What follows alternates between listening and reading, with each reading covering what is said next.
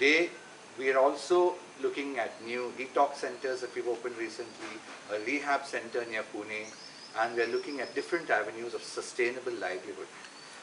We have been able to actually address the needs of illiterate drug users and teach them simple data entry so that they just know one job work. So we can take this job work, just filling up a form for Airtel or for Tata Docomo. They can fill the form, do the data entry and earn money. And through this process, teaching them simple jobs on the computer, we are actually giving them a new way of life. There are other ways that we are looking at. We're looking at some of them who are have got some background in education.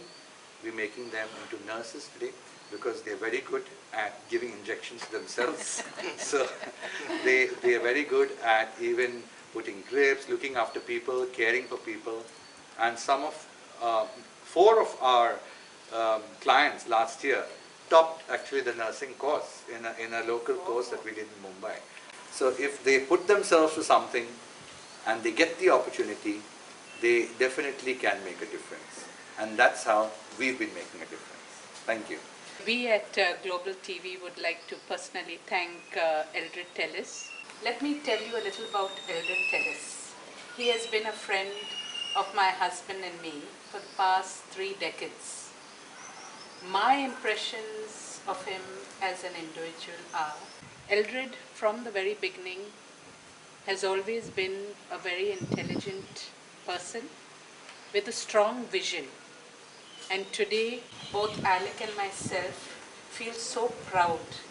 We are really so grateful to him for sharing all that he has done at Sankalp along with our viewers this evening.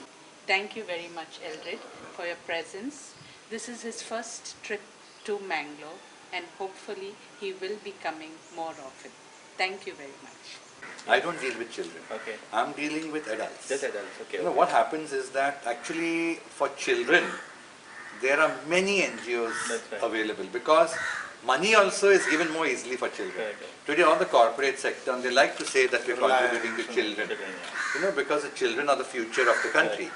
But here I'm dealing with a population that because everyone wants to deal with children, nobody's dealing with these adults. Okay. And if these adults were really helped as children, they wouldn't be where they are today. That's right. So they have missed out. So because they're not children, they don't need help, they need help, you know. And so it's more difficult for us to generate funds actually, because we're dealing with an adult population. I deal with people above 18. So shelter home deals with children. But there again, I feel that there is some need for a certain group, you know, and that is the adolescents. Because most of these so-called children programs, they really deal with them as children, in the sense that you might find like 8-year-old, 9-year-old, so they're also treating a 14, 15-year-old like that. They'll say, okay, sit with cross-legged with your finger on your lip kind of thing. So, you know, these 14-year-olds, they're adolescents. They're rebelling. They don't want to be children. I find them coming to my center. But Sankalp is not allowed to treat these people. So we have to refer them back, and they say, we've been there, we don't want to go there. So that's a gap actually. We have to have an organization that can deal with adolescents and maybe young adults. We look at 14 to 24, because their needs are different. They're also just getting into sex and things like that, and nobody's there to talk to them. The children's centers, they don't talk so much about sex and things like that the way they should. And these kids, you know, what they're seeing on the roads, they go by that. You're not just reaching to people here in India, you're reaching out to people even elsewhere. So that is something which I think you should, you know, talk a little more about, because it's not just us Indians who are, you know, benefiting from your, yes. Yes, so I think there was a time when it was called a South-South collaboration, where they wanted people from the so-called third world to help other people, because they found that some places just white people going and helping others was not so receptive, especially in the, I remember in the Caribbean and all that. So they used us with our experience to go there and teach. So even though the problem was different, we could analyze and see what the similarities are. And like a drop-in center in Mumbai caters to people who inject drugs on the streets, but a drop-in center in Trinidad we were taught them to deal with the dual diagnosis of somebody with cocaine addiction and a mental problem. So there were psychiatric problems. These people were just, homeless and roaming around. We had to actually help them. And some of the people, we just giving clothes, making them more presentable, helping them go for job interviews. We get people who come to Sankalp for a cup of tea. We get people who come because in the night the police were hounding them and they didn't sleep. They come for a nap. We get people who come for a 4 rupees meal, which we give subsidized meal. They don't have to say, I want to give up drugs, and then Sankalp will say, only if you want to give up drugs, then we'll help you. Many other centers, NGOs, it's a conditional.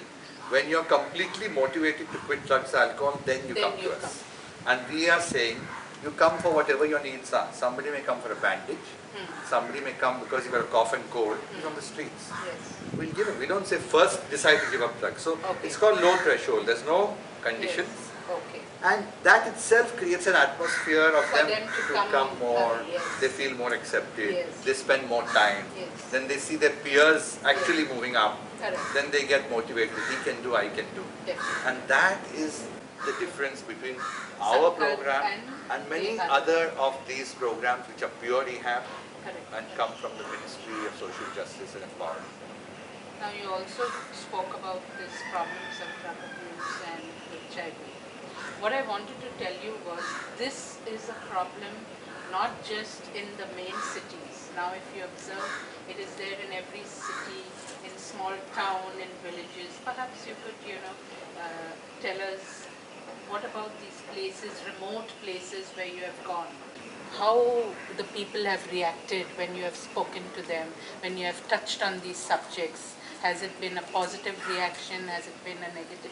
Because it takes a lot of courage to go to these areas. So maybe you could give us, some of the remote areas we've been to is in the northeast. Okay. And northeast, because of lack of development, and sometimes the young people are educated, most of them are graduates, and they have no avenue to get a job.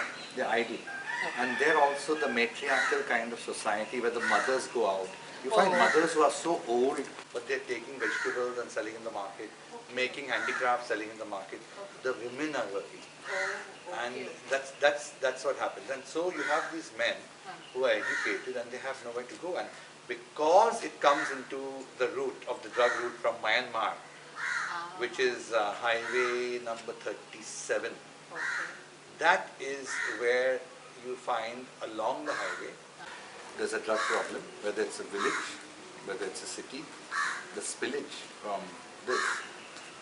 Drugs are used, and in the northeast, strangely, people go straight into injecting. And then we found that from the drug users, when the survey was done after 5 years, it had moved to 45% of their wives, HIV. And then from the wives, it goes to the children. Schools at the college level, are there any of these programs, which will sort of educate them, which will tell them about, the disadvantages of, going into things like drugs or whatever? Although I must say that very often schools and colleges, the students have a different kind of an exposure to drugs. They are looking at designer drugs. They're looking at drugs which are used at these rave parties, discotheques. Yes. And those are really drugs which are not injected. So it's not the same problem of HIV for them. But they do use drugs which make them lose inhibitions for sex. And they may make wrong decisions about having sex with someone they don't know, without having protection, and they could get HIV through that route. But the drugs they are using are designer drugs. They are also drugs like LSD, ecstasy, things like that, which are sometimes even sold through advertisements on the internet. Sometimes parents are not aware that some of these rave parties are advertised on the internet. People can actually respond that they're going to be attending these parties. They also can get their friends to come together and say we're going to go together. So there is a demand created through the internet, and that's how.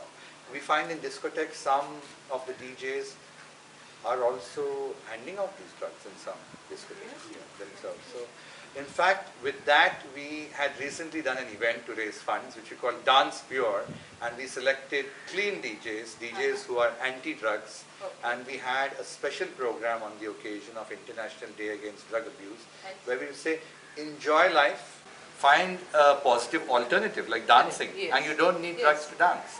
Enjoy life. So the whole idea is that if you're telling people not to use drugs, they should have some positive alternatives.